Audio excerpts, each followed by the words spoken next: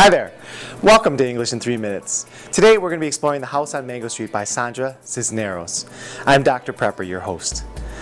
Sandra Cisneros writes The House on Mango Street in a series of vignettes. And the vignette we're going to focus on today is called Hips.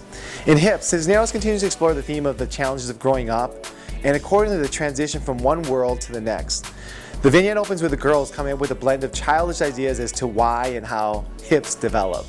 Esperanza herself says, quote, "One day you wake up and they are there, ready and waiting to take you where?" The other girl suggests that hips are good for jumping rope or dancing.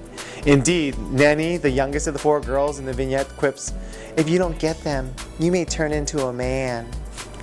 Esperanza initially implies that Nanny would believe something like this because of her age, perhaps as a defense for her little sister.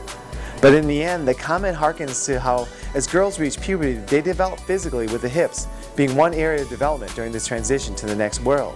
In fact, there's a comment about not going too fast and not going too slow. The hips are a metaphor for this transition from world to world, just as the jump rope that the girls are doing represents how the girls are teetering on jumping from one world to the next, whether it's fast or slow. At one point, the double Dutch ropes are described as two arcs open wide like jaws, perhaps to suggest the inherent challenges of growing up. Lucy and Esperanza both mess up as they jump into the arcs, trying to keep the rhythm, much like we struggle as we grow up while facing countless missteps.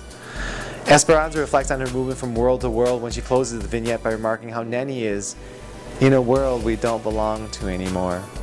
In conclusion, whether people like it or not, growing up requires a transition from world to world, the development of hips, the metaphorical misses in jumping rope, and the childish conjectures as to why things happen.